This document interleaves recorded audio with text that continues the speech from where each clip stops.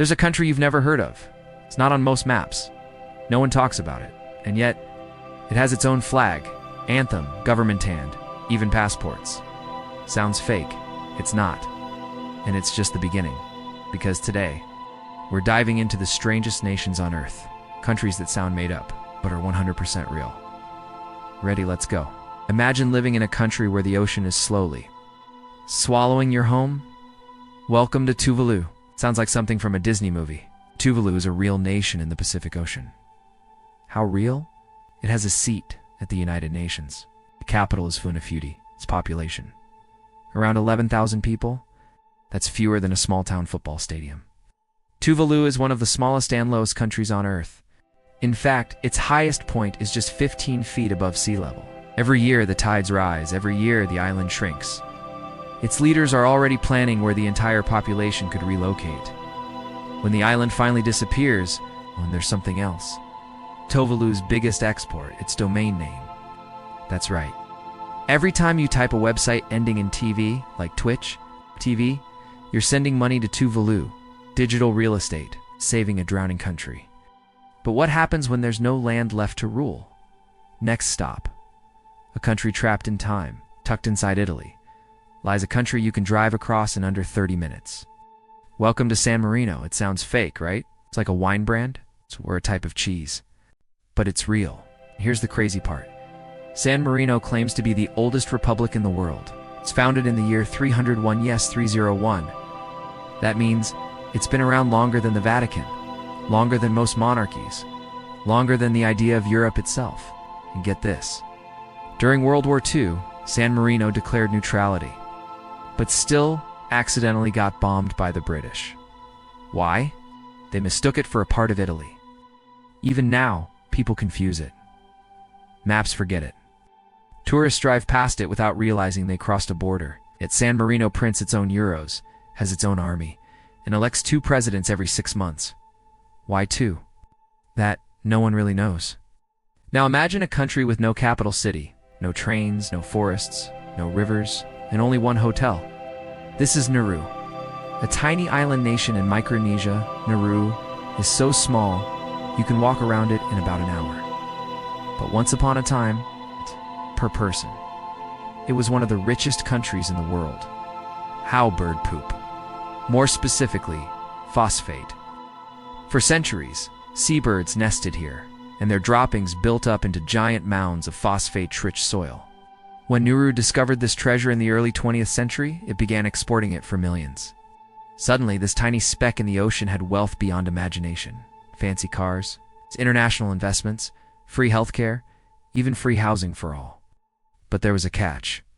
They mined too fast. By the 1990s, the phosphate was gone, and so was the money.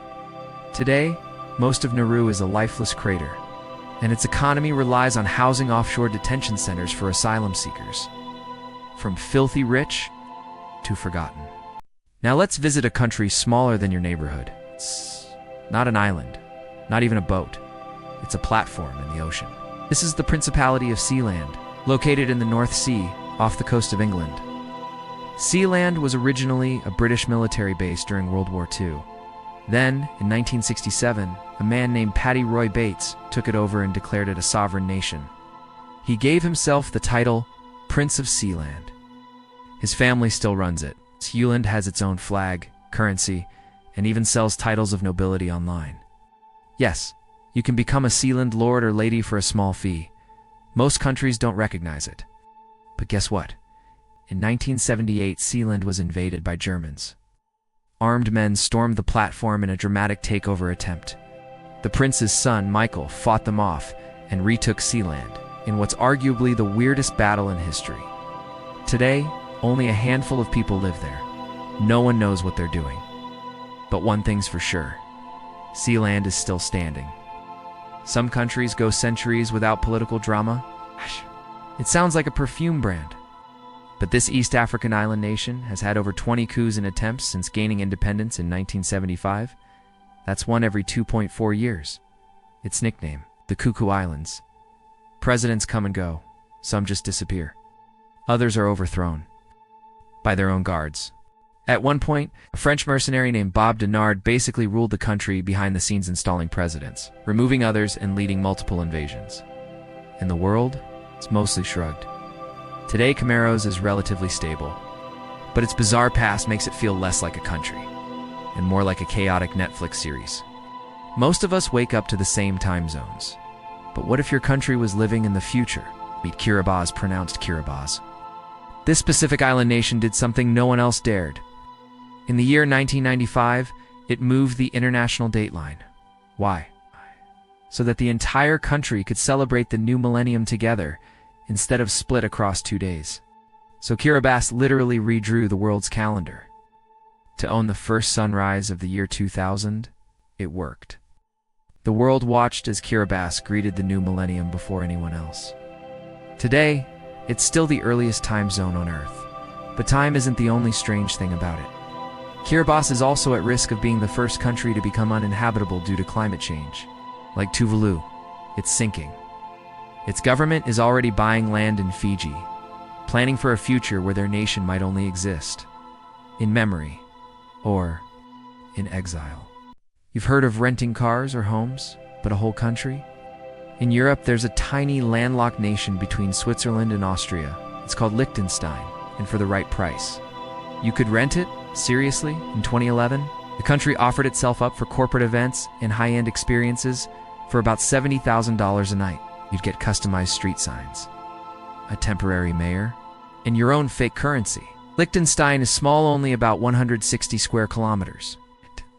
But it's one of the richest countries in the world, per capita, and one of the safest. It has no army, and at night, they don't even lock their doors. There's only one prison, and it's rarely full. Once a man escaped, he turned himself in 2 days later because it was too cold outside. Sounds fake. But this place? Very, very real. Now, let's talk about a place that rejects civilization itself. It's not technically a country, but it might as well be. North Sentinel Island, off the coast of India. Here, a tribe lives completely untouched by modern society. They have no electricity, no written language, no contact with the outside world, and they want it that way. Every attempt to visit has been met with violence. In 2006, 2 fishermen drifted too close and never returned. In 2018, a missionary tried to enter. He was killed with arrows before setting foot on the beach. Indian law forbids anyone from going within 3 nautical miles of the island. It's like stepping back 60,000 years. No one knows how many people live there. No one knows their names. They exist in silence, sovereign mystery. And maybe that's exactly how they want it. So, what makes a country real? Is it the borders, the army, the flag, or is it just belief? Because around the world, there are nations floating on platforms, drowning in tides, ruled by mercenaries or protected by silence. They don't always make the news.